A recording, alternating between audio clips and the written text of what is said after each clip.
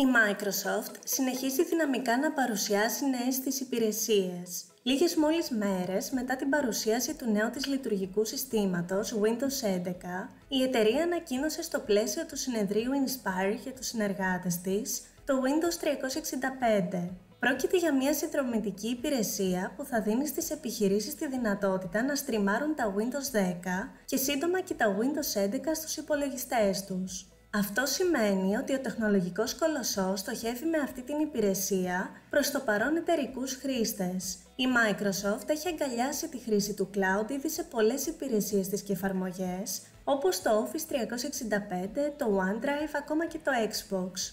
Τώρα θέλησε να κάνει το επόμενο βήμα και να μεταφέρει ολόκληρο το λειτουργικό σύστημα των Windows στο cloud. Ενώ η ιδέα για το Windows 365 ήρθε πολύ πριν την πανδημία, οι εργαζόμενοι της Microsoft πέρασαν τον τελευταίο χρόνο μαθαίνοντας από πρώτο χέρι πόσο χρήσιμο θα μπορούσε να είναι ένα cloud PC.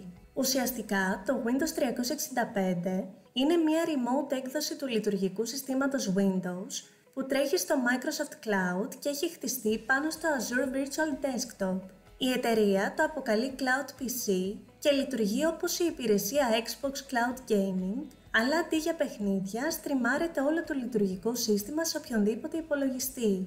Όλη η επεξεργασία γίνεται στους σερβερς της Microsoft, επομένως δεν χρειάζεται να ανησυχείτε για τις επιδόσεις του δικού σας υπολογιστή. Αν αναρωτιέστε γιατί η Microsoft επέλεξε να προχωρήσει στη δημιουργία μιας τέτοιας υπηρεσίας, η εταιρεία έδωσε ένα χαρακτηριστικό παράδειγμα όπου αυτή μπορεί να φανεί πολύ χρήσιμη. Η κυβέρνηση του Nunavut, μιας περιοχής του Καναδά, πρέπει να αποστείλει νέες συσκευές σε 3.000 περίπου εργαζομένους πλήρους απασχόλησης και σε 3.000 εργολάβους, αλλά η όλη διαδικασία θα πρέπει να γίνει αεροπορικός. Το κόστος μιας τέτοιας αναβάθμισης είναι τεράστιο, ενώ με το Windows 365 δίνει αυτόματα τη λύση μέσα σε λίγα λεπτά με τις υπάρχουσες συσκευές που έχουν στα χέρια τους.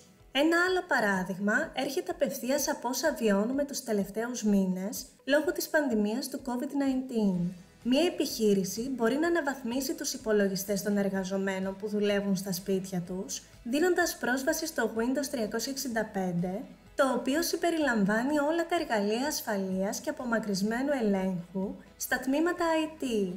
Το Windows 365 θα είναι διαθέσιμο σε εταιρείες με μηνιαία συνδρομή αναχρήστη από τις 2 Αυγούστου 2021 σε δύο εκδόσεις, το Windows 365 Business και το Windows 365 Enterprise. Ωστόσο, το ακριβές κόστος δεν έχει αποκαλυφθεί ακόμα.